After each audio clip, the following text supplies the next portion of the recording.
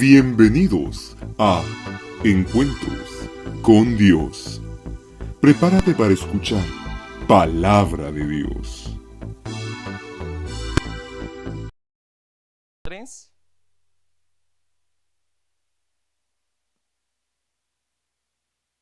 Apocalipsis capítulo 3, versículo 18.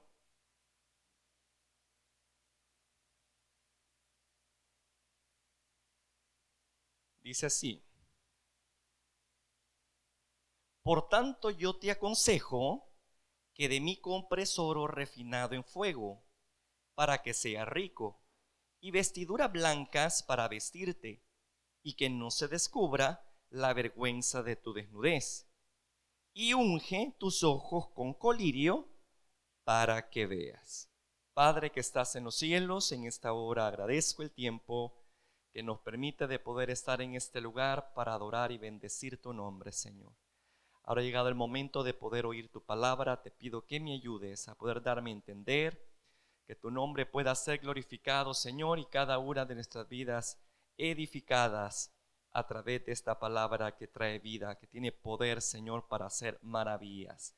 Gracias por este privilegio tan hermoso que tú nos concedes. En el nombre de Jesús, tu bendición. Amén. Aleluya. Bien, estamos considerando la serie, hermano, Rechaza a Dios y escogerás tu fracaso.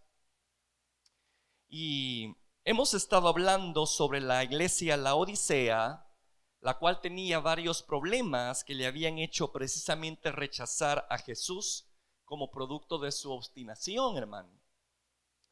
De hecho, Jesús estaba fuera y podemos darnos cuenta del rechazo que tenía la iglesia para con el maestro, ¿verdad? Jesús estaba fuera de sus vidas y pidiendo entrar. Y ese problema, hermano, que lo hacía caer en esa situación de rechazar lo bueno que Dios traía a sus vidas, era en parte su ceguera espiritual. Por eso es que allí se le dice, no, tú estás ciega. Y ese problema de su ceguera, hermano, lo había precisamente puesto en una posición bastante delicada ante Dios.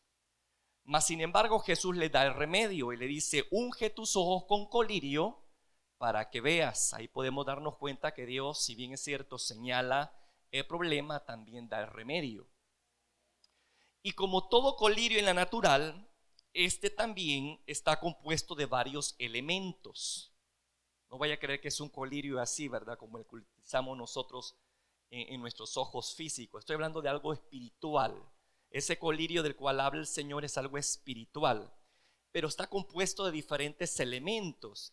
Y el primero de ellos hablamos que es el tener una fe genuina, hermano, una fe activa. El otro elemento que discutimos es que debe de haber una comunión saludable con Dios, ¿verdad? Y hoy estamos considerando el tercer elemento, y eso lo hallamos en 1 Juan 1:7, y ahí está precisamente este comentario que hace aquí el apóstol. Dice lo siguiente: pero si andamos en luz, fíjese bien, como Él está en luz, tenemos comunión unos con otros. Aquí es bien claro que el tener una buena relación personal, ¿verdad?, me garantiza una visión correcta, hermano. Ahí lo dice. Si yo digo tener luz y ando en ella, obviamente yo voy a tener una buena relación personal con usted. Usted va a tener buenas relaciones personales, que no son perfectas, es cierto, pero vamos encaminados a mejorar día a día. Amén. Algo curioso que resalta aquí, hermano, de este versículo que acabamos de leer, si lo vemos en su contexto, es decir, si vemos los versículos que le preceden, podemos darnos cuenta que la comunión con Dios es lo primordial para poder tener una buena comunión o una buena relación con usted. Vamos a leerlo. Versículo 5. Este es el mensaje que hemos oído de Él y os anunciamos: Dios es luz y no hay ninguna tiniebla en Él. Si decimos que tenemos comunión con Él y andamos en tinieblas, mentimos y no practicamos la verdad.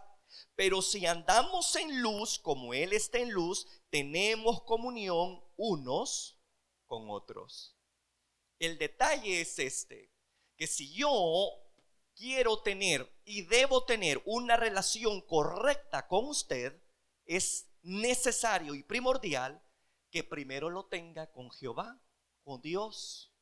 Yo no puedo tener una buena relación con ustedes si usted tiene una mala relación con Dios. Ahí es algo, hermano, donde no perderse. Si vemos nosotros que hay mucho conflicto entre nosotros, ¿qué cree cuál es el problema? ¿Cuál cree que es el problema? Es que el carácter del fulano, es que el temperamento de la mengana. Mentiras. El problema de nosotros es la falta de comunión con Dios. Si tenemos una buena relación con Dios, imposible que usted esté enojado con su hermano. Imposible que usted tenga resentimientos con su hermano, con sus vecinos, con su familia. Eso es imposible. Ahí lo dice claramente. Amén, hermano. Por eso es que el Señor redujo la ley en 2 mandamientos. ¿Y cuál cree que fue el primero? Amar a Dios, y luego dice, amarás a tu prójimo. Siempre la secuencia. No puedo yo amar a mi prójimo si primero no hay una relación correcta con mi Creador. Amén. En la misma intensidad o en el mismo la manera como yo me relaciono con Dios, en la cual la base el amor, así también se va a reflejar en el trato con el cual nos damos entre nosotros. ¿Queda claro eso? Porque esta es una cosa bien importante. Mi buena relación con Dios me lleva a mi buena relación con mi familia, con mis vecinos, con las personas que trabajan conmigo, en nuestras congregaciones, etcétera. Si yo no tengo una buena relación con Dios, lo primero que va a imperar son conflictos y problemas. Bien. Debemos saber, hermanos, que nuestras malas relaciones personales no solo demuestran una pobre relación con Dios, sino que también nos condenan a la pérdida de paz con nuestro prójimo. Nos hace tomar caminos equivocados que a la larga, hermano, redundará en sufrimiento para todas las personas que nos rodean. Y para ello yo quiero poner un ejemplo en esta hora con la familia Pero aquí sucede curioso, fíjese. Los padres lamentablemente no cultivaron una relación correcta con sus hijos. No cultivaron una relación correcta con sus hijos. Tanto así que los dos tenían sus preferidos. Solo con eso lo dice todo, ¿no? El problema que se da cuando hay favoritismo en el núcleo familiar. Y eso lo vemos en Génesis 25. Vaya conmigo, por favor. Vamos a darnos cuenta que las malas relaciones personales, hermanos, no solamente demuestran una pobre relación con Dios, sino que también condenan a la pérdida de paz, de propósitos familiares, etcétera. Y quiero que vea Génesis 25, por favor. Génesis 25. Ahí tenemos algo que es lamentable de esta pareja con sus hijos. Génesis 25, 27. Y dice, y crecieron los niños, y Esaú fue diestro en la casa, hombre del campo, pero Jacob era varón quieto que habitaba en tiendas. 2 personalidades completamente diferentes. A uno le gustaba la calle y al otro le gustaba la casa. Cuando le digo calle, en el aspecto correcto, no voy a creer que andaba vagando, no era cazador. A él le encantaba andar cazando, hermano. Mientras el otro le gustaba la vida del hogar, ¿verdad? Y bueno, por esa razón, usted sabe la madre por quién se inclinaba. ¿Por quién cree que se inclinaba más? Por el que estaba en la casa, porque le ayudaba a cocinar, a hacer limpieza, etcétera. Se identificó tanto con él que lo llegó a amar más que a Esaú. Mientras que a Isaac se identificaba con Esaú. Sigamos leyendo y ahí lo dice. Mire, y llamó Isaac a Esaú, ¿por qué qué? ahí tenemos el por qué sus favoritismos. Mire, hermano, y llamó Isaac a Esaú porque comía de su casa. Mas Rebeca amaba a Jacob. Bueno, y usted sabe por qué lo amaba, ¿no? Porque era hogareño. Entonces ahí empezó el deterioro en cuanto a las relaciones familiares. Los padres, hermanos, lamentablemente no pudieron lidiar con las diferencias de personalidad de sus hijos y tendieron, hermano, a abocar sus sentimientos al que ellos consideraban que se identificaban más. Un error. Y los dos padres tenían que amar a los dos hijos por igual, independientemente cuál era, hermano, la afinidad de su servicio en la vida. A aquel le gustaba la casa y a aquel otro le gustaba el hogar, pero los dos eran hijos de Isaac y Rebeca. Pero vemos claramente allí que la mujer se inclinaba más por uno y el padre se inclinaba más por otro. Pero esto no quedó así. Por eso le digo, ¿cómo pueden cosas pequeñitas destruir buenas relaciones, hermano? Pueden traer consecuencias terribles a las familias, ¿verdad? Como les decía, pérdida de paz, tomar caminos equivocados, donde todos terminan sufriendo. Bueno, todo empezó aquí por un acto de favoritismo con los padres para con sus hijos. Resulta que Rebeca, por favorecer a su hijo preferido por encima de su hermano Esaú, ideó un plan para usurpar la identidad de Esaú y que Jacob obtuviera la bendición de la progenitura que le pertenecía por derecho a Esaú. Y vamos a ver ese plan, hermano. Génesis 27, 6, por favor. Génesis 27, 6 dice: entonces Rebeca habló a Jacob su hijo diciendo: he aquí, yo he oído en tu padre que hablaba con Esaú. Fíjese bien, he oído a tu padre que hablaba con Esaú, tu hermano, diciendo: traedme caza y hazme un guisado para que coma y te bendiga en presencia de Jehová antes que yo muera. Ahora pues, hijo mío, obedece mi voz en lo que te mando. Aquí empieza. Mire, hermano, me van a perdonar las hermanas. No tengo nada contra usted. Simplemente digo lo que leo, lo que observo. Pero aquí es evidente que la mujer tiene un espíritu de manipulación por naturaleza. Y no es el sexo débil, es el sexo fuerte. Está por encima del hombre en la práctica. Es más fuerte en todos los aspectos. En lo físico, en lo espiritual, en el hogar. Es la mujer en la que va a la cabeza. Si no, vea usted aquí cuántas mujeres hay y cuántos hombres habemos. Predominan más las mujeres. Pero la mujer, si no tiene cuidado, como vamos a ver aquí, puede ser de maldición en una familia. Y puede ser una gran piedra de tropiezo para el desarrollo de la misma. Y por eso es que debemos de tener mucho cuidado. Cuando leemos estas historias, no es para que usted se duerma, ni para entretener a sus hijos. Es para que usted vea cuál es el talón de Aquiles, identifique los problemas en los cuales muchas veces cojea a la mujer, para que usted no repita esos errores. La mujer, hermano, tiene un espíritu de influencia muy grande sobre el hombre. Imagínense que estaban en la cámara, hermano, ahí, bueno, en la habitación, Isaac, y hablando con Esaú, y le decía: mira, hijo, yo quiero darte la bendición antes que yo parta, así que anda a casa y prepárame algo y luego yo te doy la bendición. Pero ocultamente estaba ¿quién? la esposa. Y eso me recuerda a María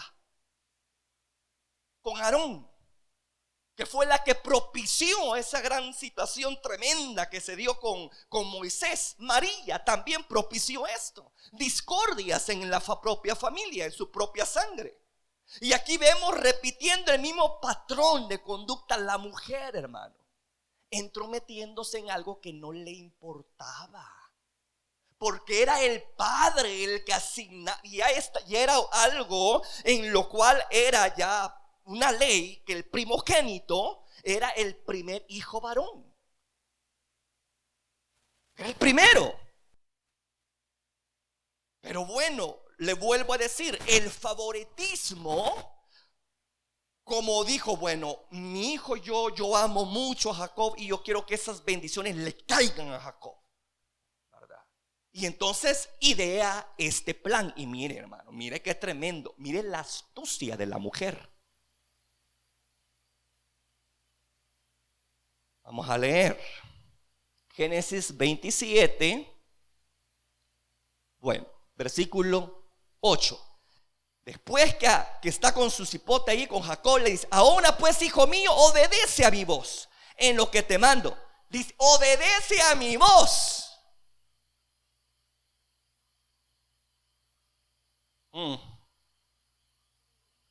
La voz de mando de la mujer, ¿verdad? Obedece a mi voz, a lo que te mando. Ve ahora al ganado. Mire. A mí me sorprende el plan que ideó. Ve ahora al ganado y tráeme de allí 2 buenos cabritos de las cabras y haré de ellos vianda para tu padre como él le gusta. Y tú la llevarás a tu padre y comerá para que él te bendiga antes de su muerte. Si creemos que Jacob era bastante vivo, ahora sabemos de dónde sacó su viveza. Amén.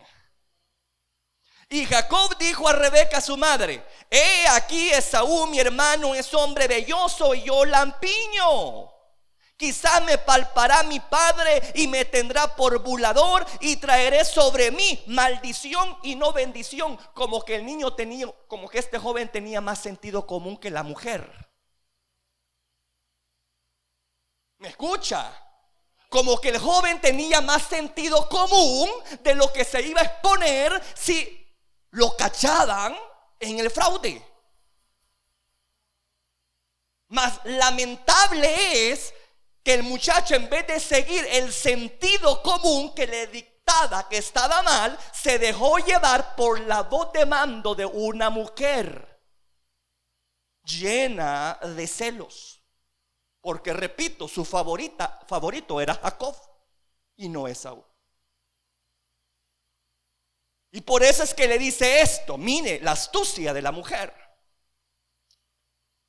Sigamos leyendo. Génesis 27, 13. Y su madre respondió: hijo mío, sea sobre mí tu maldición. Uy. A lo que puede llegar una madre. Eso es algo admirable. Yo admiro eso, ¿verdad? Lo que puede, el grado de sacrificio de la madre por amar a sus hijos. Eso sí es admirable. Le dice: hijo mío, sea sobre mí tu maldición. Y otra vez le dice: solamente cállate la boca. Paráfrasis, no está así escrito. Dice: solamente obedece a mi voz y ve y tráemelos. Deja de estar razonando tanto y obedeceme. Deja de estar cuestionando y obedeceme, punto. Bueno, y el joven obediente y sometido a su madre le hizo caso.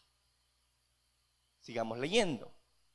Entonces él fue y los tomó y los trajo a su madre, y su madre hizo guisado como a su padre le gustaba, y tomó Rebeca los vestidos. Imagínese, hermano, la astucia de esta mujer. Y tomó Rebeca los vestidos de Esaú, su hijo mayor,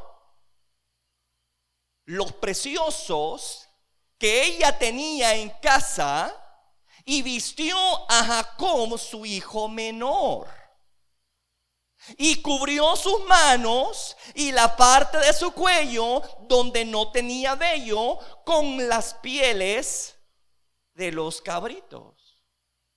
Yo me pregunto, ¿quién fue el primero que inventó los disfraces? Usted. Exacto, Rebeca. Fue la primera que inventó los disfraces. Mire qué cosa más tremenda, todo fríamente calculado. Es decir, el muchacho decía, bueno, pero es que yo no tengo vellos en mi cuerpo y me van a descubrir, yo no soy de campo, todas las especias se me han impregnado en mi piel, mi padre se va a dar cuenta. La mujer lo tenía fríamente calculado todo. Y eso fue en el momento que le vino todo eso, amado. Por eso le digo yo, hermano, ¿hasta dónde puede llegar el alcance de una mujer? Y la influencia que puede tener sobre un varón. ¿Me escucha? Es grande, hermano. Y por eso es que se debe de tener mucho cuidado.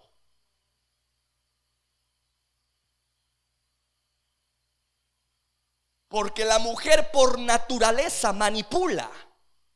Porque la mujer por naturaleza, hermano, idea planes con tal de conseguir lo que desea. Siempre. Este mensaje no va a ser popular para las hermanas, pero van a estar contentos los hermanos. Vamos a abrir los ojos en esta hora, los hermanos.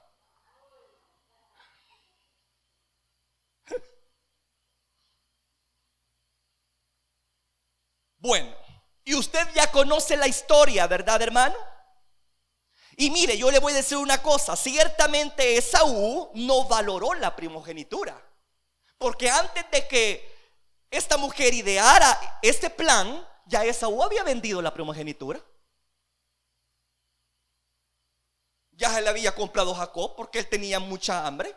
Esaú tenía mucha hambre y le dijo, véndeme tu primogenitura. Le dijo, y te voy a dar frijoles.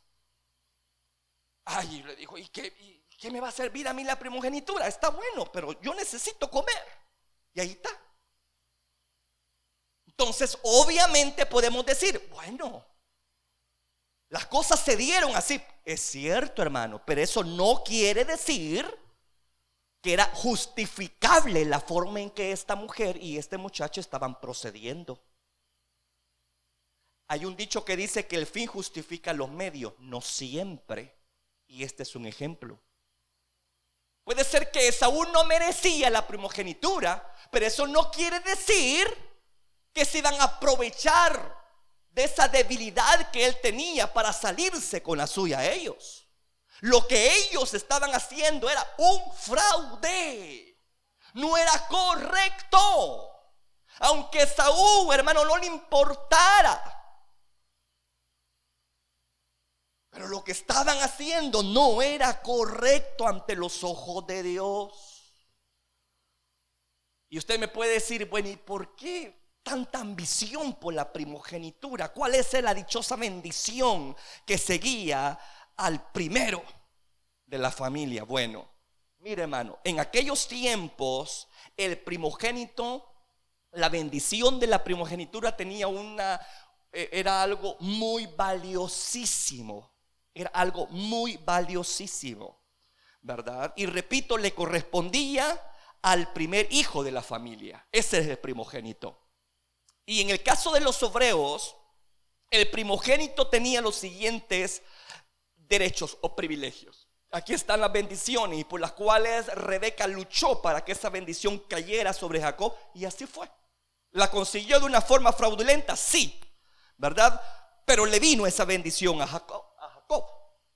Fíjese bien, el primogénito tenía el derecho de liderar en la familia. El primogénito heredaba una parte doble de los bienes y de la tierra de su padre cuando éste moría. Y aparte de eso, también había una bendición espiritual anexada. Y estoy enfocándome a las familias hebreas. Había otra bendición espiritual acentuada precisamente para el primogénito.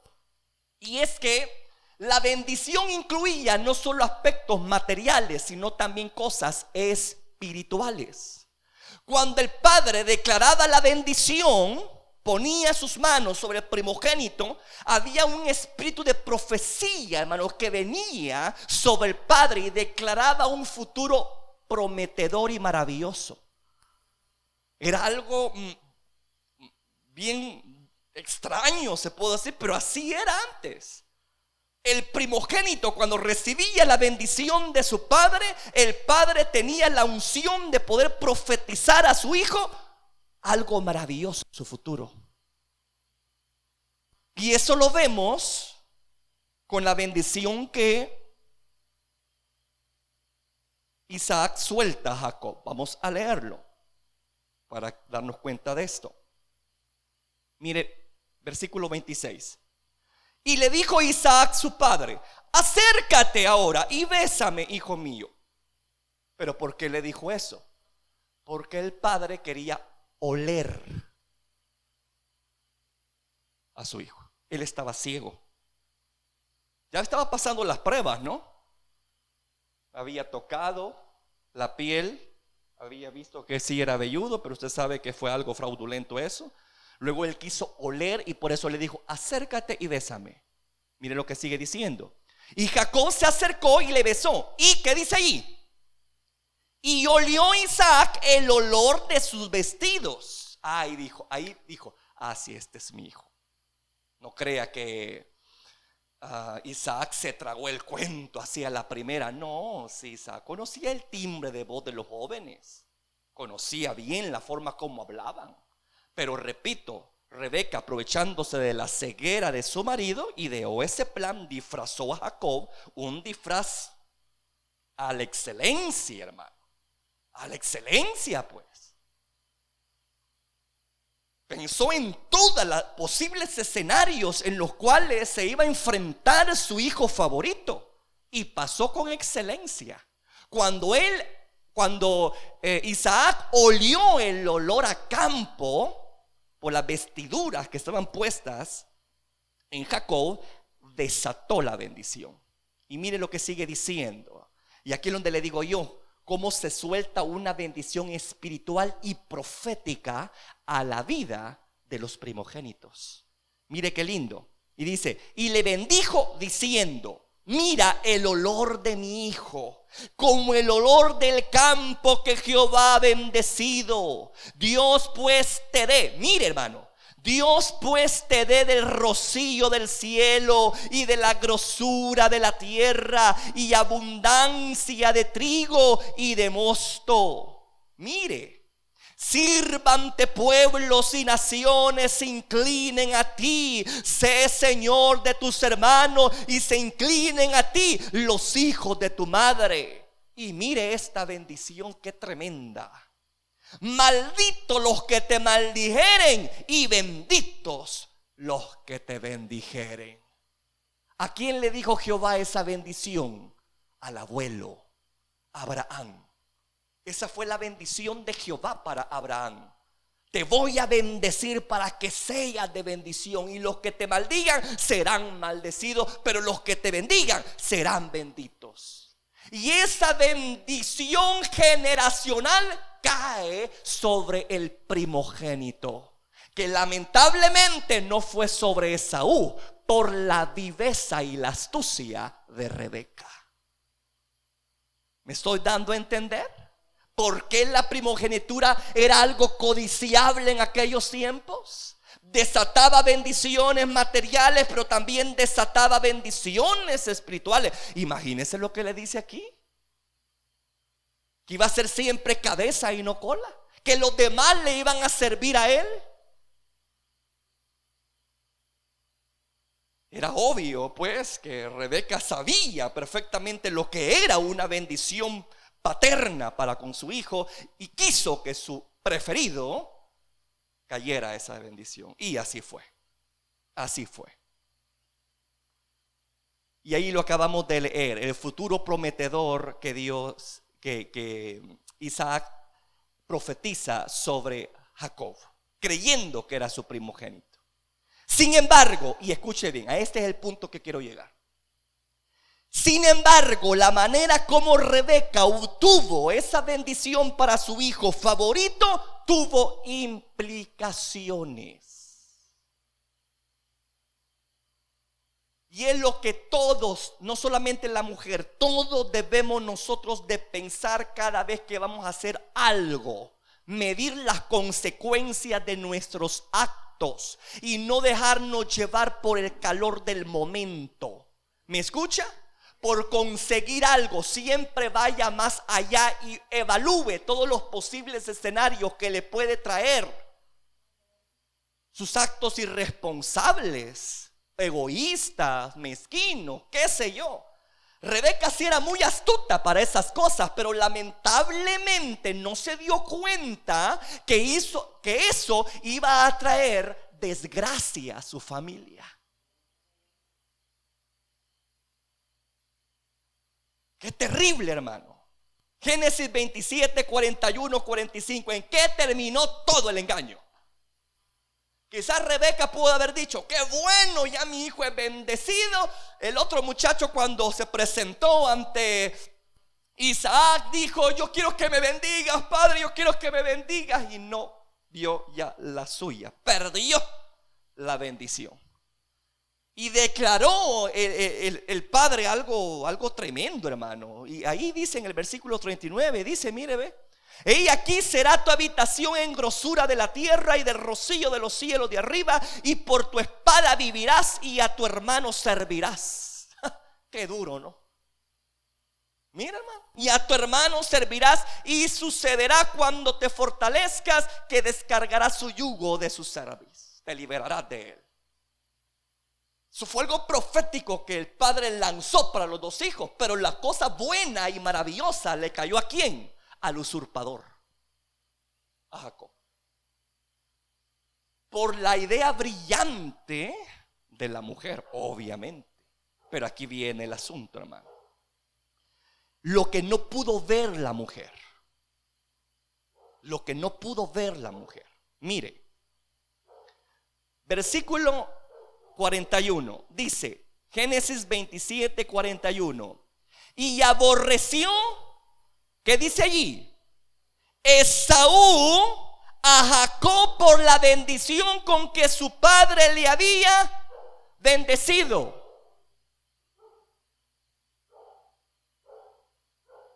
Y aborreció Esaú a Jacob por la bendición con que su padre le había bendecido. Y dijo en su corazón: llegarán los días de luto de mi padre y yo mataré a mi hermano Jacob. ¿Quién provocó esto? Una mujer.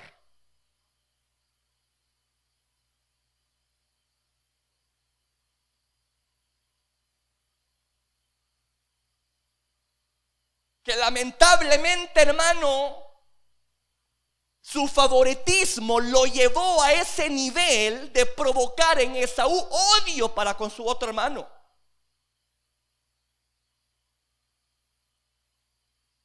Y no solamente eso, resulta ser que Rebeca se quedó sin su hijo favorito por 20 años. Quiero que leamos, por favor, versículo 42. Y fueron dichas a Rebeca las palabras de Esaú su hijo mayor, y ella envió y llamó a Jacob su hijo menor y le dijo: he aquí Esaú tu hermano se consuela acerca de ti con la idea de matarte, le dijo. Y mire lo que hace la mujer. Ahora pues, hijo mío, obedece a mi voz. Otra vez, obedece a mi voz, obedece a mi voz. Ay, ¿por qué le obedeció Jacob a esa voz? Pero aquí volvemos a ver la influencia que tiene la mujer sobre el hombre. Qué galán que esa influencia fuese algo para algo positivo. Y ahí es donde yo quiero llevarla a usted, hermana. Que esa influencia sea para algo positivo en su casa y no para debilitar las relaciones entre ellos.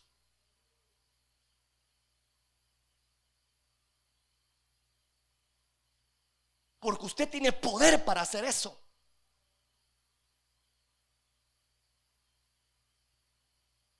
Ahora pues, hijo mío, obedece a mi voz, levántate y huye a casa de Labán, mi hermano, en Harán, y mora con él.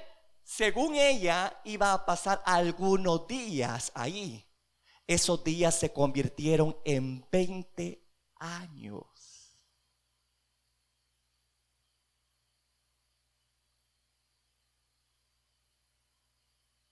Ahora pues, hijo mío, obedece mi voz, levántate y huye a la casa de Labán y mora con él algunos días hasta que el enojo de tu hermano se mitigue, hasta que se aplaque la ira de tu hermano contra ti y olvide lo que has hecho. Yo enviaré entonces y te traeré de allá.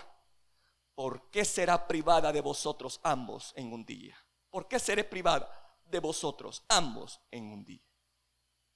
Él estaba consciente y estaba muy consciente que había levantado una tempestad donde había puesto en pugna a sus dos hijos y que Esaú estaba por volarle la cabeza a su hijo favorito. Nunca pensó eso, en lo que iba a traer su decisión, su forma de proceder. La mujer nunca pensó la situación tan difícil que iba a generar en su propia casa, mas lo hizo. Se fue el joven, huyó como que fuera un criminal, un fugitivo. Y repito, la mujer dijo, bueno, le va a pasar poco tiempo a poco le va a pasar el enojo, y cuando le pase vuelvo a traer a mi hijo favorito. Mentiras, hermano, no fue así. Yo quiero que vaya a Génesis 31, por favor. 38. Aquí hay un diálogo, cuando se cumple tanto tiempo y Jacob quiere volver otra vez a su tierra. Él dice esto a su tío Labán. Dice, ya lo tiene. Génesis 31, 38. Estos 20 años he estado contigo. Aquí está hablando con Labán, versículo 41. Así he estado 20 años en tu casa, 14 años te serví por tus dos hijas y 6 años por tu ganado. ¿Y qué dice ahí? Y has cambiado mi salario 10 veces. ¿Qué está hablando Jacob de su condición terrible en que se encontraba? No estaba bien Jacob. Y pasó 20 años en esa situación, y la mujer pensó que iban a durar un par de semanas, y resultó que 20 años alejado de su hijo favorito. ¿Cómo cree que se habrá sentido Rebeca? Y con aquella cosa que cualquier momento pude haber salido en guinda Esaú, ¿verdad?, a buscar a Jacob y matarlo, etcétera. Y con aquel Jesús en la boca, pues se perdió la paz en el hogar. Mire qué cosa más tremenda, hermano. Fíjese las implicaciones que trajo la forma irresponsable en que opera esta mujer. Esaú aborreció a Jacob al punto de querer matarlo. Primero, Rebeca tuvo que separarse de su hijo favorito por un lapso de 20 años. Jacob tuvo que separarse de su madre y de su padre abruptamente. ¿Usted cree que eso es algo de bendición? ¿Usted cree que estaba la mano de Dios ahí? No, eso no era la mano de Dios, esa era la mano del hombre que provoca todo eso. ¿Se da cuenta cómo una mala relación personal puede destruir una casa entera? Puede dividirla. ¿Se da cuenta?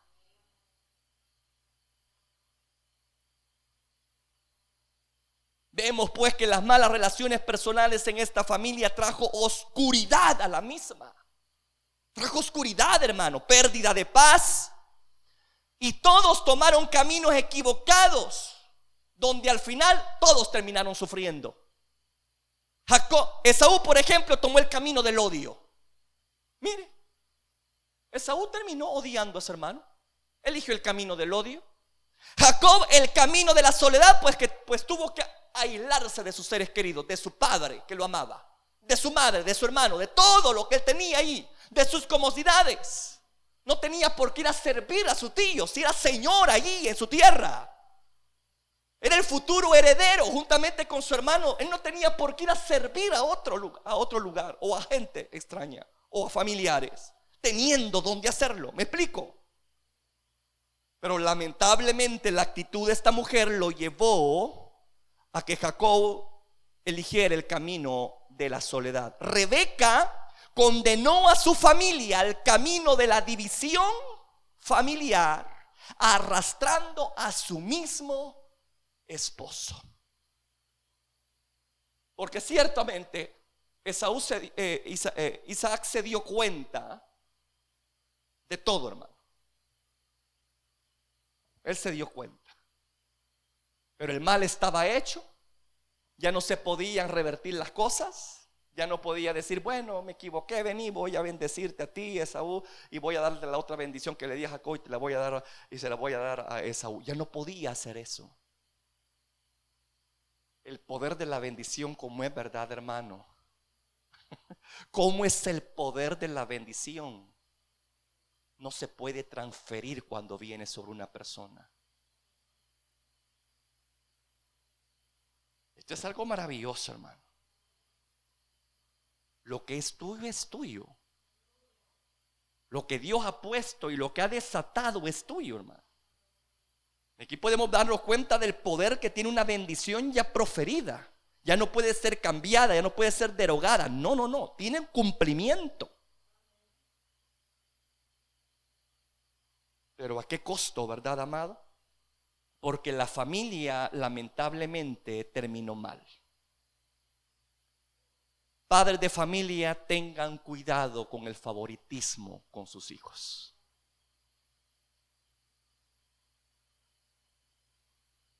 Padres de familia, tengan cuidado cómo manejan las diferencias entre ellos.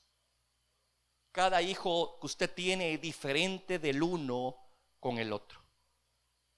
Y debe de respetar sus decisiones cuando estos ya son adultos. Y no debe de interferir usted en la vida de ellos, porque le va a arruinar la vida. Hijos, no permita que sus padres le arruinen su vida. Cuando saben ustedes que las cosas que están diciendo no son sabias, como este muchacho que tuvo ese sentido común de decir, es que lo que yo voy a hacer me va a poner en una posición delicada con mi padre, me puede maldecir. Pero él prefirió dejarse llevar por la voz de la madre que por su sentido común. Y mire a dónde terminó. Por eso le digo yo, hijo, uno debe de respetar a sus padres a cierto punto, que cuando te dicen cosas que atentan contra la verdad, con la fe cristiana, tú no tienes por qué obedecer a tus padres. ¿Me escucha? Si te van a obligar a hacer cosas indebidas, si te van a obligar o a imponerte algún patrón de conducta solo porque ellos quieren y tú sabes que está equivocado, que no está a tono con la palabra de Dios, usted no tiene por qué obedecerles.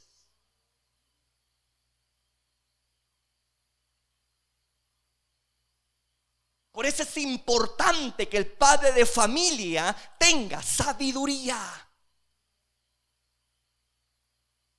¿Me escucha? Para que puedan influenciar de una forma correcta en sus hijos y no terminen perdiéndolos. Porque una decisión equivocada del padre y más de la madre puede traer consecuencias irreparables en un hijo o en una hija. Por eso es que el ser padre es algo delicado. Usted recibe una herencia. Debemos de administrarla de una forma correcta.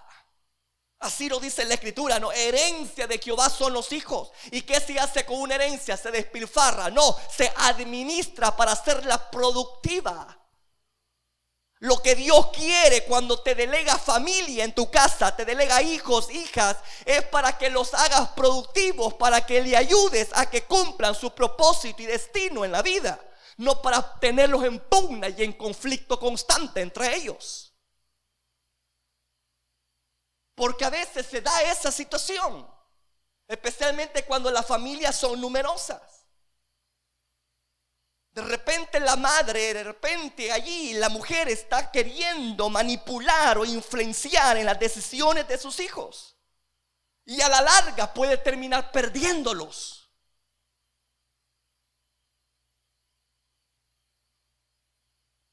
Así que hay que tener mucho cuidado. Especialmente a usted como mujer y como madre.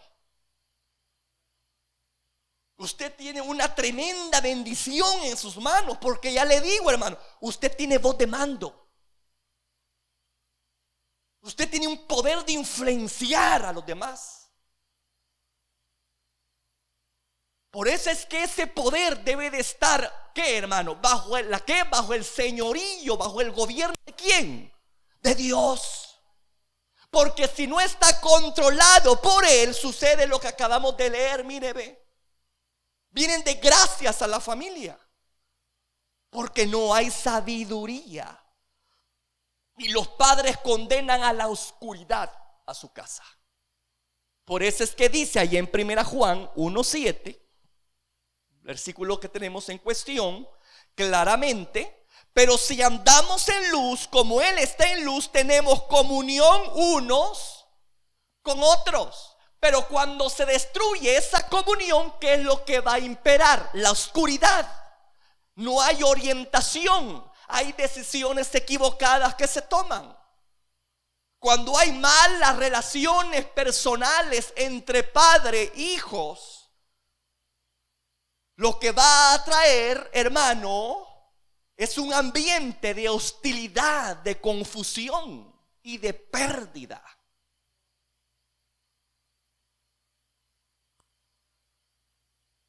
Así que deben de tener mucho cuidado las mujeres cómo utilizan esa gracia que Dios les ha dado por naturaleza de influenciar a otras personas.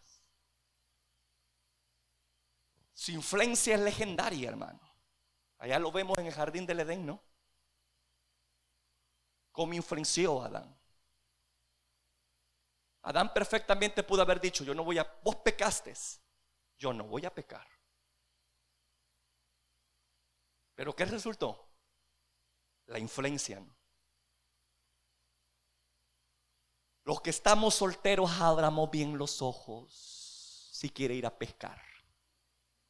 Si usted mira a una mujer muy mandona, manipuladora, que solamente, vos venite para acá, cuidado con eso, porque si lo hace ahorita de novios, ahora imagínese casadito, usted no va a durar mucho tiempo teniendo los pantalones en sus piernas. ¿Me escucha? Hay que tener mucho cuidado, hermano.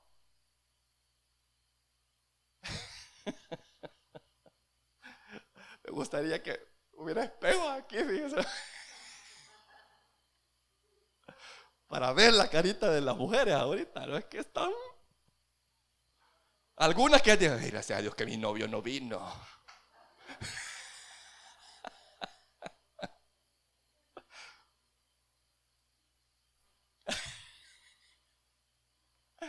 Así son las cosas, hermano. Y no es que yo me esté inventando esto, aquí está. Para que vea que la mujer obviamente tiene un poder maravilloso que se le fue dado, hermano. Pero siempre y cuando esté a tono a la voluntad de Dios. Pero si se deja ir por sentimientos y emociones, va a hacer lo mismo que hizo Rebeca, va a destruir su hogar. va a poner a su propia familia, la que dice amar, la va a poner en conflicto. Y yo puedo decir, ¿será que la madre quisiera un conflicto entre sus hijos? Pero si ella a veces misma la provoca. Vos, ¿por qué no podés hacer como tu hijo menor? Vos que no podés hacer como mi hijo o con mi hija, y etcétera. Y empiezan a comparar, ¿no? ¿Usted qué está haciendo ahí? Poniendo en rivalidad a sus hijos. Y después hacen un lío. Que no se quieren los muchachos. Pero ¿quién provocó todo eso? Los padres. Cuando empiezan a exaltar las cualidades de otro y las debilidades del otro, ¿no? Tengamos cuidado con eso. El ser padre conlleva mucha responsabilidad. No es solamente de, ay, qué bonito soy, al fin sé lo que es ser madre. No, hombre, hermano, ¿qué es eso? La cosa es guiar a sus hijos al destino correcto y no verlos así todos perdidos como perdió Rebeca a sus hijos.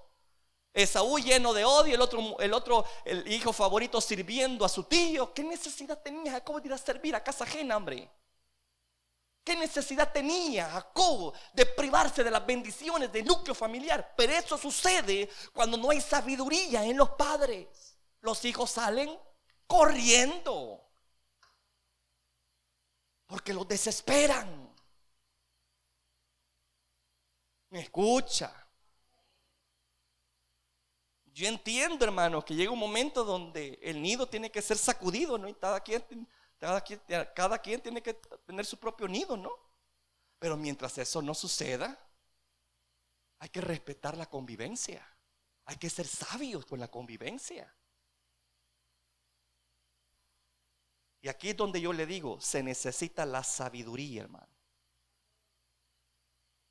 ¿Sabe que la sabiduría es un conocimiento y comprensión para decidir rectamente? Eso define la sabiduría, se lo repito.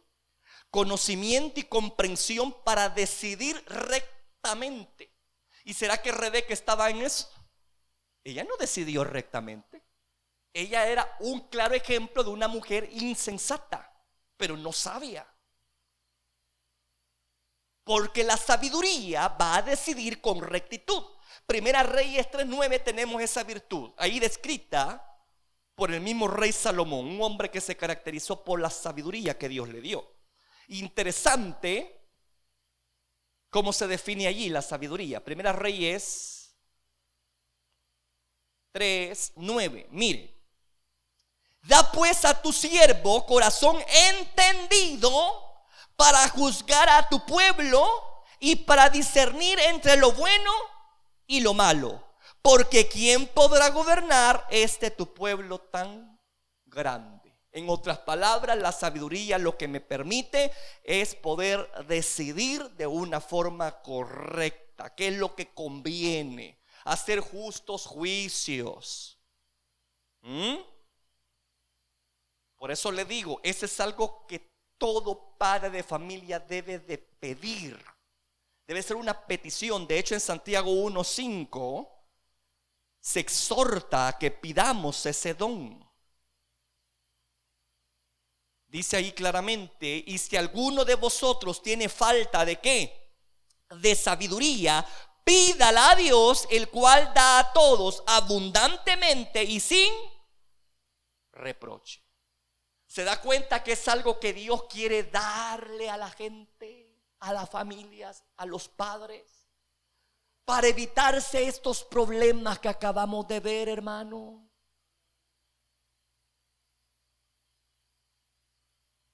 Pídasela al Señor. ¿Cuánto estamos pidiendo sabiduría?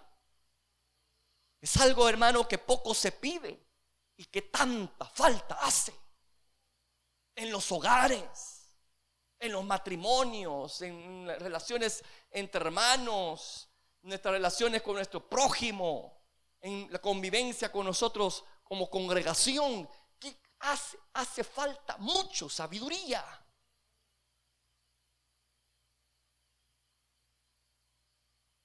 Y aquí lo interesante, hermano, quiero que lea Proverbio 1:7, cómo viene la sabiduría.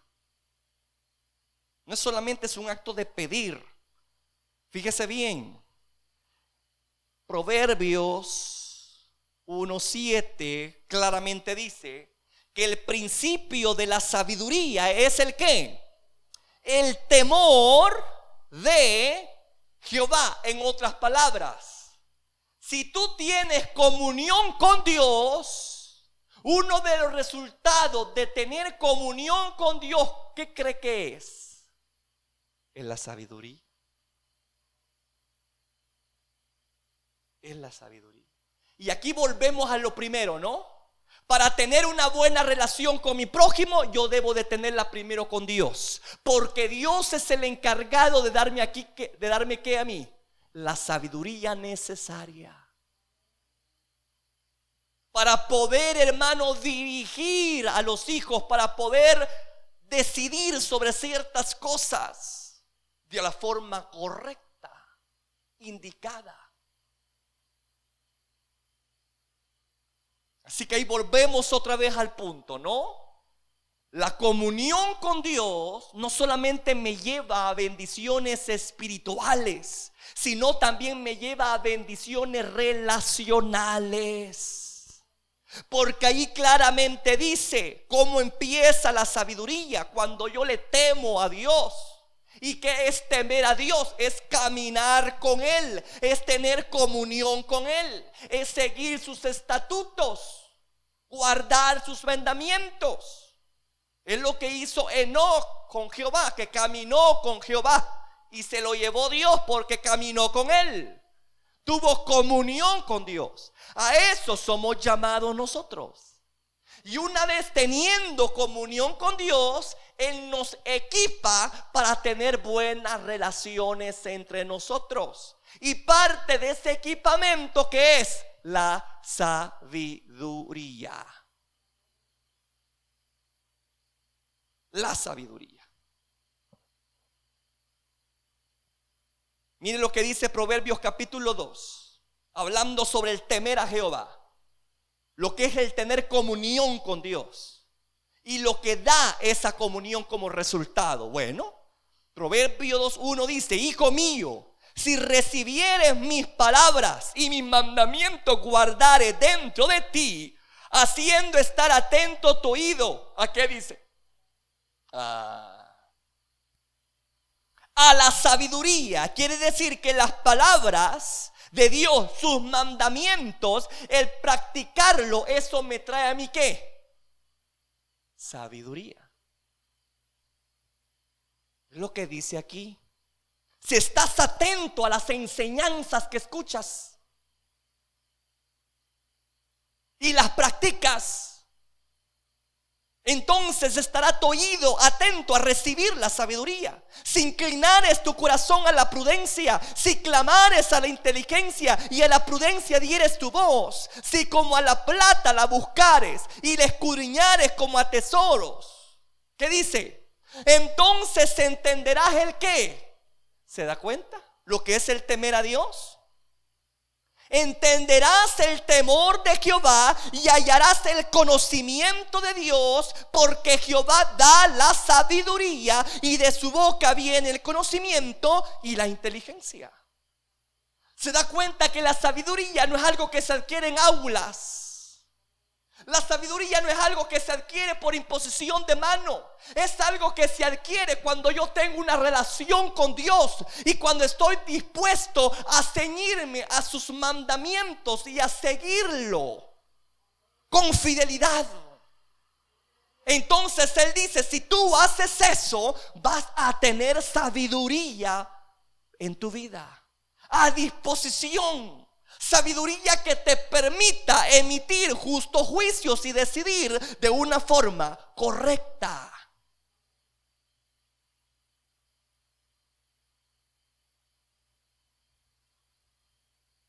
Por eso es importante el hecho de que cuando yo vengo a un servicio y está la hora de la prédica, no solamente usted escuche, sino que tenga la determinación de ¿qué? De practicar lo que aquí está recibiendo. Porque de lo contrario usted nunca va a recibir sabiduría. Usted puede tener conocimiento, pero si ese conocimiento no lo lleva a la práctica, usted no se beneficia en nada de ese conocimiento. Es como una biblioteca con cúmulos de conocimientos, pero no es aplicable, no se practica. Y Dios no quiere eso de nosotros, hermano. Dios quiere que las verdades que escuchemos las atesoremos y que haya compromiso de parte nuestra de decir: Señor, he estado haciendo las cosas de una forma equivocada, ayúdame, Padre, a poder ser hacedor y no oidor de tu palabra, a poder aplicar estos principios bíblicos a mi vida y a mi familia. Si yo me he estado comportando, digamos, hablando así, la mujer, ¿no? Si la mujer se ha estado comportando de esa forma en el matrimonio, con un espíritu de manipulación, con un espíritu de disensión, de rivalidad, de división, usted no es sabia. Usted está deteriorando las relaciones en su casa y va a terminar perdiendo a su familia. ¿Por qué cree que hay tanto divorcio? Por las malas relaciones personales. ¿Y a qué se deben las malas relaciones personales? Porque no hay sumisión a Dios. No nos queremos rendir a Dios y le damos rienda suelta a nuestros sentimientos y emociones, a nuestro cólera, etcétera, y no permitimos que el Espíritu Santo controle nuestra vieja naturaleza. Y somos más carnales que espirituales, y por eso es que nos va mal. Dios no bendice al creyente carnal, Dios bendice al creyente espiritual. Porque el creyente espiritual va caminando de la mano con Dios. Conoce la verdad y la sigue, no la cuestiona. Yo sé que más de alguna joven, hermana, yo incomodé. Pero si usted es una persona madura y espiritual, ¿qué va a pasar? Usted va a decir: Señor, yo reconozco mi error y ayúdeme a mejorar, porque yo no quiero terminar perdiendo mi casa. El problema es que muchas veces lo vemos aquí, usted escucha, pero afuera a usted se le olvida todo.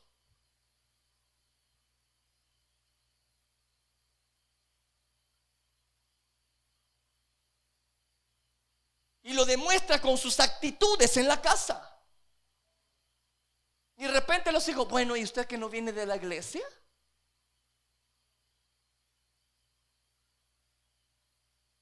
Y de repente está aquella contrariedad, ¿no? Que una vez más quiere otra vez imponerse aquel espíritu sobre la familia, sobre el hogar. Cuidado con eso. Deje que sea Dios quien gobierne su bendición, que por naturaleza tiene mujer.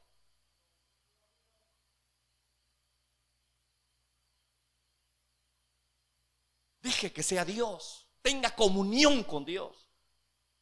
En este aspecto, sí es necesario que la mujer busque a Dios, porque, repito, tiene un poder en sus manos muy, muy delicado y grande. Y si sabe usarlo con sabiduría, va a ser de bendición para su esposo, para sus hijos, para sus nueras o para sus yernos. ¿Me escucha? Porque siempre va a tratar de propiciar el ¿qué? Paz, tranquilidad, que se respire algo, un ambiente diferente, de paz, de una sensación agradable cuando el hombre entra a la casa, cuando los hijos entran a la casa, ¿no? Y le encuentran aquella hostilidad a una mujer gritona, mandona, manipuladora. Es en el ambiente se siente, ¿sí o no? Es que es un espíritu, hermano, es un espíritu. El ambiente se carga de esa situación, es un estrés y una situación de incomodidad que te llevan, bueno, ahora pérdida de paz. Pero cuando está la sabiduría frenando ese poder que por naturaleza está en la mujer o en el padre de familia, entonces van a haber buenas relaciones personales. no va a suceder lo que pasó con Rebeca y toda su casa. Mire lo que dice Primera Reyes 5:2, lo que propició la sabiduría en Salomón. A mí me encanta escuchar esos versículos. Primera Reyes, de versículo 3:15. Perdón, Primera Reyes 5. Primera Reyes 5:12. Mire lo que dice. ¿Ya lo tiene? Jehová pues dio a Salomón ¿qué? Sabiduría, como le había dicho. ¿Y qué propició la sabiduría? Con los otros reyes con los cuales convivía Salomón. ¿Qué propició? Y hubo paz entre Hiram. Repito, Hiram era el rey de Tiro. Lee ahí el capítulo 5, versículo 1. Era un otro rey que eran vecinos, ¿no? Pero un hombre lleno de la sabiduría que viene de lo alto, lo primero que va a generarse un ambiente ¿de qué? De paz, de tranquilidad, hombre. No de hostilidad constante. La mujer tiene el poder de ser árbitro y que acaben las peleas. Pero si la mujer es pleitista, olvídese que allí Dios guarde. Sálgase de ahí, inmediatamente de ahí. Porque es un hogar tóxico. Así como lo oye, hermano. Perdónenme, pero tengo que decírselos. Aquí tenemos entonces que la sabiduría lo que propicia es paz, no conflicto, hombre. Entonces es bien fácil saber si yo tengo sabiduría. Hágase un examen ahorita. Eso. Así, no me conteste. ¿Tienen paz en su casa ustedes? No me conteste nada. ¿Tiene paz usted en su casa? ¿Se duerme tranquilo usted?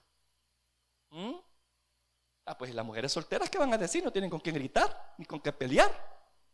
Las cuales que están casadas y con cipotes. Ese es lo serio. La mujer soltera, pues al fin igual que uno, pues. Por el perrito ahí cuando uno anda mal, ¿no? Porque él se desquita a uno.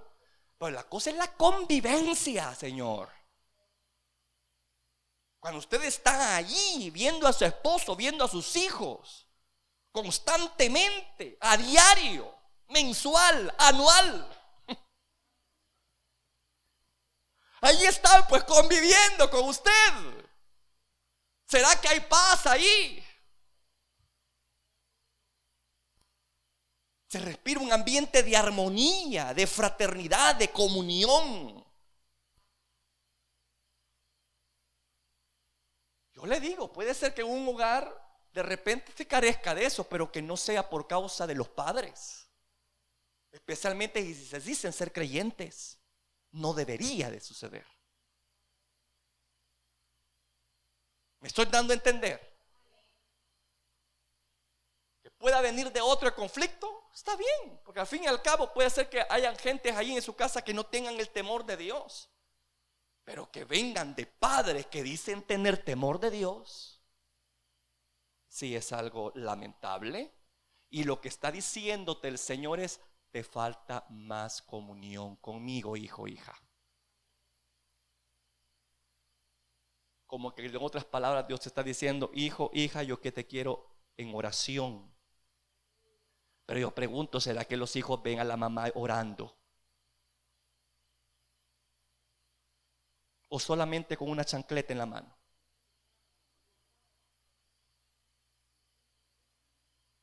¿Será que de repente el padre descubre a su esposa, el esposo descubre a su esposa orando? ¿Será que de repente la esposa le dijo: mira, viejo, vení, vamos a orar, pidámosle a Dios que nos dé sabiduría de poder guiar esta situación con nuestros hijos? Otra cosa cantar, otra cosa sería, hermano, en nuestros hogares. Pero lamentablemente no se hace. Seamos sinceros, no se hace, hombre. Aquí venimos nosotros bien tranquilitos, ¿verdad? El padre se reviste, la madre se reviste, pero allá se desvisten.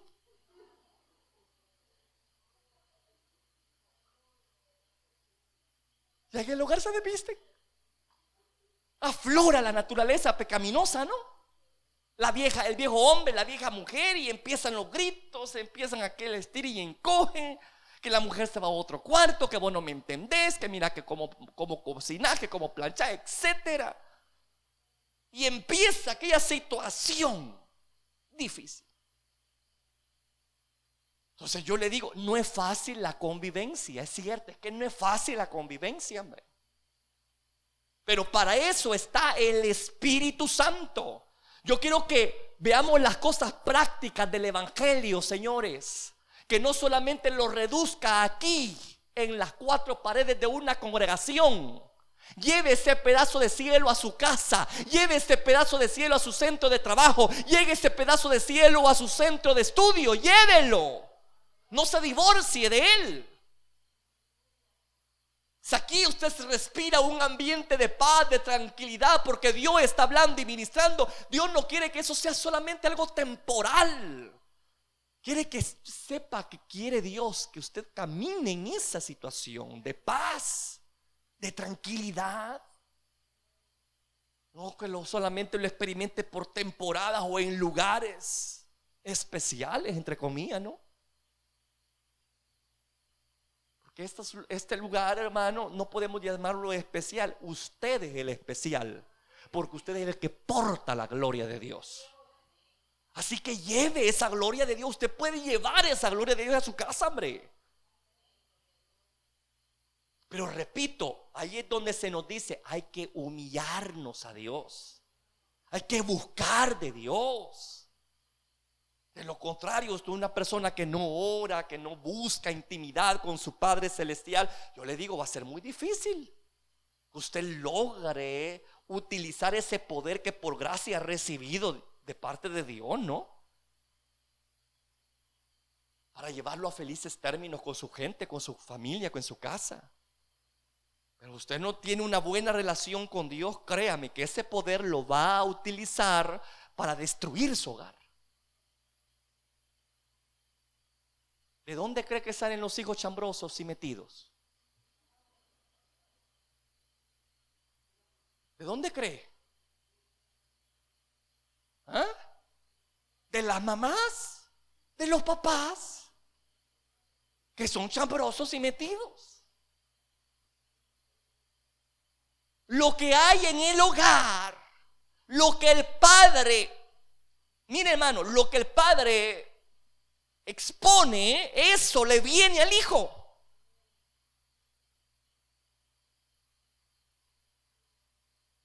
Si usted es una persona prudente, ¿no? Que de repente hay una situación incómoda que ha sucedido, ya sea en su trabajo o en la iglesia, una cosa muy delicada, de pareja estoy hablando, ¿no? ¿Usted cree que es sabio que sus hijos que no son creyentes empiecen a hablar de los problemas que tuvieron en la iglesia? Por favor, hombre. O que de repente los hijos se den cuenta de los problemas serios o delicados que están teniendo los padres en sus trabajos. Es allí donde debe de haber comunicación entre la pareja y poder ventilar entre ellos los problemas para no contaminar a los hijos. No llenar de amargura a los hijos. Sus hijos no tienen la culpa de que usted haya tenido un día malo. Sus hijos no tienen la culpa de que allá por allá en el trabajo o aquí en una congregación haya hecho algo malo contra usted. No tienen la culpa sus hijos. Ahí es donde se requiere ¿de qué? La sabiduría para hacer lo correcto, hombre. ¿Cuándo lo voy a decir? ¿Con quién lo voy a decir? ¿En qué momentos? Yo entiendo que hay un momento donde el hijo ya es maduro y ya puede asimilar ciertas cosas. Pero adolescentes, hermano, sabiendo problemas que usted tiene en la congregación y quizás sus hipotes que todavía no tienen un compromiso con Dios, ¿usted cree que van a tener ganas de servirle a Dios? Escuchando al papá o a la mamá, uy, vieras qué terrible como me pasó ahí en iglesia, lo que me pasó con la fulana, lo que me pasó con la mengana, y mira, y la miraba bien ungida, y mira la grosería que dijo. Y los hijos que tienen que oír eso, pues. A uno como hijo dice, yo por eso es que no. Yo voy a la iglesia, pero meterme a las cosas de Dios, yo no. ¿Quiénes son los culpables de poner a los hijos todos huraños? Los padres. Aquí es donde entra la sabiduría de decir: hijo, sentate, vamos a hablar. Esto y esto pasa en nuestras congregaciones. Cuando lo mira usted así activo a su hijo, ¿verdad? Usted háblele claramente y dígale: mira, hijo, vas a encontrar problemas en el servicio porque tenemos lucha contra fuerzas espirituales de maldad. En la iglesia no solamente no hay angelitos, hay personas de carne y hueso que cometen cosas, ¿no? Y hacen cosas de repente malas y dañan y ofenden. Pero tú sigue a Cristo. Él es el perfecto. De allí todos vamos en el camino buscando ser mejores cada día. Pero tú sigue adelante, mi hijo. No te detengas por las faltas o de otra persona o por lo que hayas escuchado de otros. Allí es donde entra la sabiduría. Me escucha, hermano. Mire lo que dice 1 Corintios 6:5. Mire lo que desató Salomón ahí con la sabiduría: paz con sus vecinos. Esa es otra cosa. ¿Los vecinos hablan bien de usted?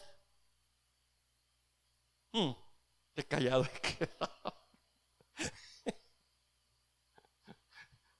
Estaba Pacho el Río.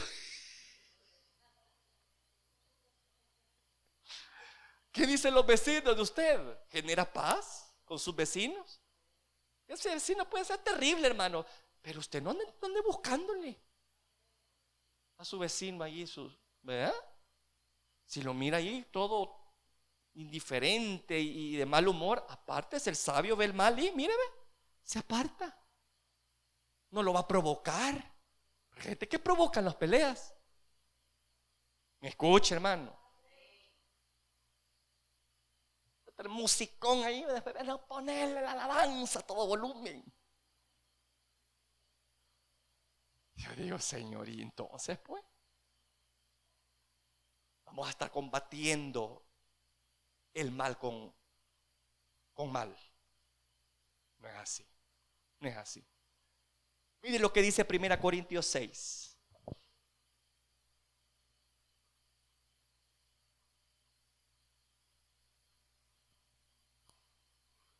Dice 6:5-6. 6:5-6. Para avergonzarlo lo digo, pues que no hay entre vosotros sabio ni aun uno que pueda juzgar entre sus hermanos. Es decir, para resolver problemas, ¿verdad? Entre los miembros. Sino que el hermano con el hermano pleitee en juicio, y esto ante los incrédulos. Mire qué palabra. Que el apóstol Pablo regañando a los de Corinto, porque habían problemas entre hermanos que los iban a resolver con gente impía, con los jueces impíos. Cuando el apóstol Pablo se dio cuenta de eso, les dijo: no, hombre, ¿que acaso no hay gente sabia entre ustedes que pueda ser mediador y ayudarles a resolver conflictos y problemas? ¿Por qué tienen que ir a quejarse con incrédulos? Aquí es donde nace aquel dicho que dice que la ropa sucia se lava en casa, hombre. Porque allí es donde el evangelio es vituperado. Porque quien queda mal es el evangelio. Vaya, estos son creyentes y como viven como si fueran perros y gatos, dice la gente. ¿Quién dice eso? Los incrédulos, los impíos, por causa de nuestras malas relaciones personales. Mire lo que dice Santiago. Santiago capítulo 3:13. ¿Quién es sabio y entendido entre vosotros? Muestre por la buena conducta sus obras en sabia mansedumbre. Es decir, siendo pacífico. Una conducta pacífica. La sabiduría trae siempre actitudes pacíficas. Pero cuando no hay paz en un hogar, quiere decir que no hay sabiduría ahí. Versículo 17. Pero la sabiduría que es de lo alto es primeramente pura, después, mírame, pacífica, amable, benigna, llena de misericordia y de buenos frutos, sin incertidumbre. Es decir, hablando con franqueza las cosas, ¿no? Y dice ahí, ni hipocresía, dice ser sincero. Mire todo lo que provee la sabiduría. Esa es la sabiduría que viene de lo alto, hermano. Pero cuando no estamos recibiendo esa clase de sabiduría, lo que provoca, hermano, es lo que vemos en la historia de Rebeca con su esposo Isaac. ¿Qué dice Proverbios 14:1? La mujer sabia, ¿qué va a hacer la mujer sabia? Miren lo que hace la sabiduría, edifica, hombre. Nunca va a estar destruyendo relaciones. Nunca va a poner en pugna uno con otro, nunca. Porque la sabiduría trae paz. La mujer sabia edifica. Mire, edifica. Ahora, veamos el lado contrario. ¿Qué sigue diciendo en Proverbios 14:1? Mas la necia, que ¿qué dice? Con sus manos la derriba, mientras que la sabiduría edifica, la necia destruye. Es lo que pasó con Rebeca. Destruyó el hogar, lo dividió. Lo dividió, señores.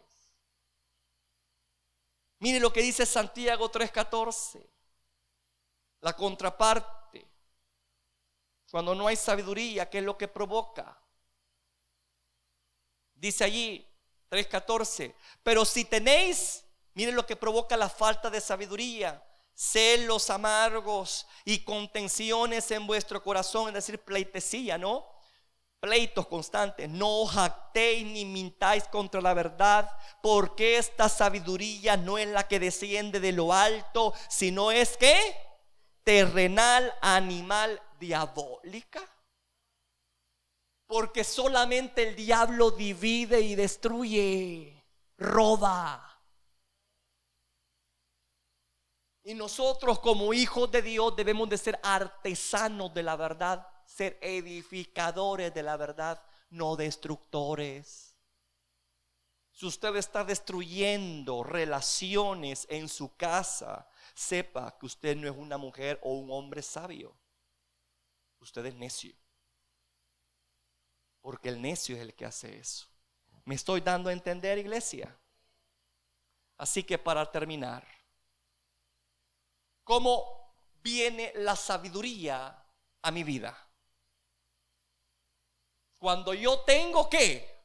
Comunión con Dios. Cuando tengo comunión con Dios, Él me va a equipar para que yo pueda tener todo lo necesario para tener buenas relaciones con usted. Y una de las cosas que el Señor provee es sabiduría.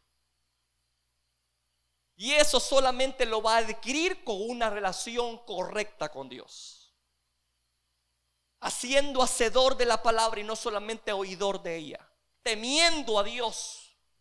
¿Me escucha? Ahí es donde viene la sabiduría. De lo contrario, usted puede terminar destruyendo su familia. Y yo creo que nadie quiere eso. ¿Verdad que no? Póngase de pie, por favor, y cierre sus ojos.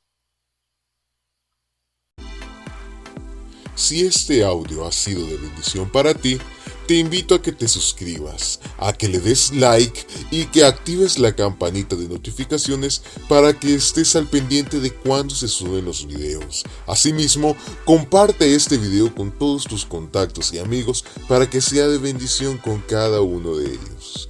Que Dios te bendiga.